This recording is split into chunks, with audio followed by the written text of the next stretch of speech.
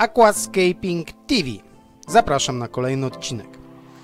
Tak sobie wczoraj pomyślałem, że jest seria o rybach, która cieszy się dość dużym powodzeniem. Dlaczego by nie zrobić serii filmów o roślinach? Przecież w końcu to kanał, który jest w dużej mierze poświęcony właśnie roślinom. Więc postanowiłem zrobić kilka filmów na próbę o roślinach. To czy seria będzie się ukazywać dalej, czy nie, tylko zależy od Was. Po prostu komentujcie, czy chcecie tą serię, lajkujcie, jak Wam się podoba i tak dalej.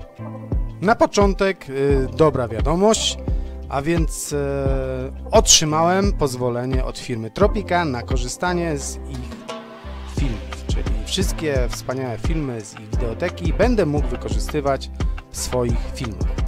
O czym dzisiaj? Dzisiaj będzie właśnie taki wstęp do wspomnianego wyżej atlasu roślin akwariowych. Wskażę Wam na ważne rzeczy przy zakupie roślin i opowiem o innych według mnie przydatnych rzeczach.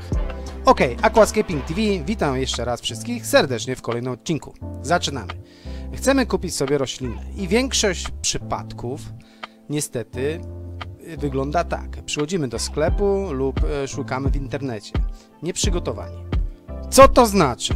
A to znaczy nic więcej jak to, że po prostu nie czytamy o danej roślinie, którą chcemy kupić.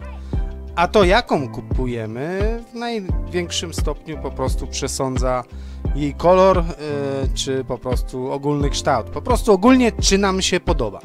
A to duży błąd. W dobrych sklepach internetowych, no i u dobrych producentów roślin, takich na przykład jak Tropica, na etykiecie oprócz nazwy łacińskiej rośliny powinny być zawarte inne ważne informacje według mnie, takie na przykład jak stopień trudności uprawy rośliny i miejsce jej sadzenia. To naprawdę bardzo ważne rzeczy, na które warto zwrócić uwagę przy zakupie rośliny. Co to te stopnie uprawy roślin? Czyli te właśnie listki w przypadku Tropica odpowiednio w kolorze zielonym oznaczający łatwy stopień uprawy, w kolorze pomarańczowym oznaczający średni stopień uprawy, no i w końcu w kolorze czerwonym, który oznacza, że roślina jest dość trudna w uprawie. Tu też trzeba powiedzieć bardzo ważną rzecz, a mianowicie te nadane oznaczenia przez jakąś firmę oznaczają stopień trudności wyznaczony według tej firmy. Za trudny bądź łatwy. W naszym akwarium może to całkiem inaczej wyglądać. Niekiedy miałem tak, że rośliny oznaczone na kolor zielony, czyli łatwe niby w uprawie, rosły mi w akwarium bardzo słabo. A rośliny oznaczone na czerwono śmigały mi wspaniale. Ale wiecie, no coś muszą napisać. Ale powiem też szczerze, że według mnie te oznaczenia jednak dają więcej dobrego niż złego. Ale jak mówię, niekiedy w Twoim akwarium może być całkiem inaczej niż piszą na etykiecie.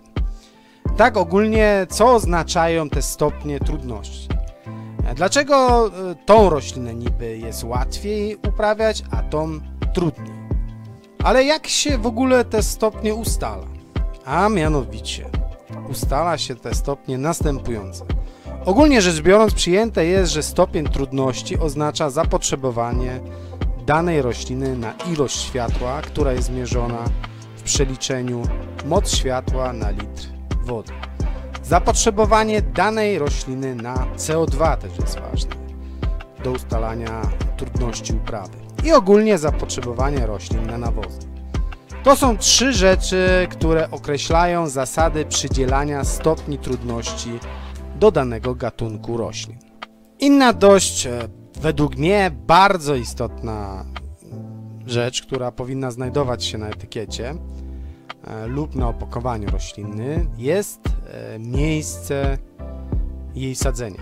Czyli czy sadzimy roślinę z przodu akwarium, czy sadzimy roślinę w środkowej części akwarium, czy sadzimy roślinę w tylnej części akwarium.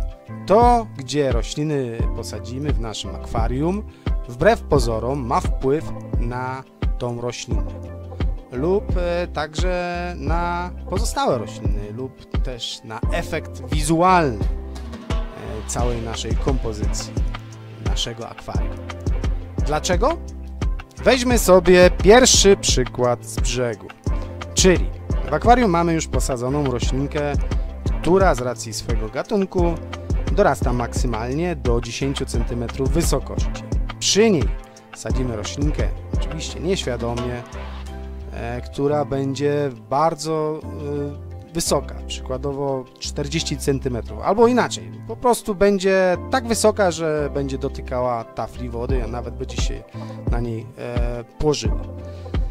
Co będzie się działo z tą niższą roślinką, nie trudno się domyślić. Po prostu po jakimś czasie będzie odcięta od światła, a co za tym idzie, będzie słabiej rosła, aż w końcu po prostu całkowicie odmówi nam współpracy i zgnije. Następny argument, który nas, że tak powiem, utwierdza w tym, że bardzo ważne jest miejsce sadzenia roślin. Wyobraźmy sobie taką rzecz. Mamy piękną roślinę, wysoką roślinę, którą sadzimy z przodu akwarium. Co się dzieje z tymi roślinami z tyłu? Nie wiemy. Nawet piękne rośliny posadzone na środkowym planie czy trzecim planie akwarium, które są niższe niż ta roślina z pierwszego planu, po prostu najzwyczajniej nie będą widoczne dla oka po prostu obserwatora akwarium. Teraz moja tutaj taka mała uwaga. Wiem, że przed zakupem ryb coraz częściej ludzie czytają o nich. Proszę Was o to, żebyście czytali też o roślinach, zanim je kupicie.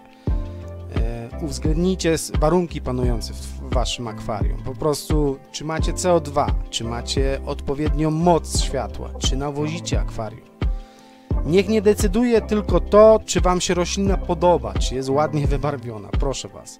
To Wam zaoszczędzi pieniądze i nerwy. W dzisiejszym odcinku to by było tyle.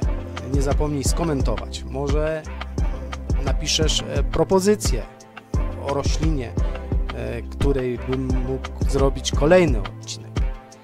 Pozdrawiam wszystkich serdecznie, akwarystów. Do zobaczenia w kolejnym odcinku. Cześć!